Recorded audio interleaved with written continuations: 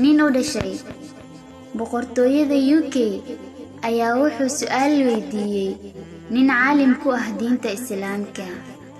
Wuxuu yiri, sheekhow, gabdhaha muslimiinta ah maxaysan gacantooda uga salaamin ragga? Sheekhi wuxuu dhahay, suuragal ma tahay inaad adiga gacantaada ku salaamto boqoradda waddanka?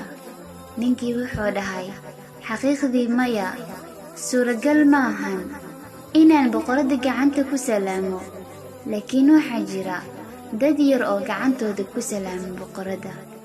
Sheekhi wuxuu dhahay, anaga agteena gabdhuhu waxa ay ka yihiin boqorad, qof kastana iskama salaamin.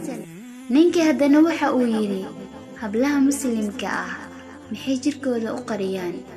Sheekhi wuxuu yidhi, isagoo dhoola cadeynaya, ii keen 2 gabal oo xawla ah.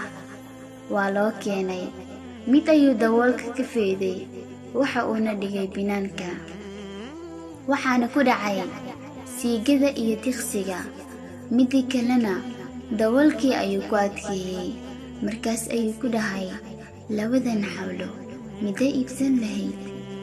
Ninkii wuxuu dhahay, dee midda daboolan oon qashinka iyo bakteeriyada lahayn.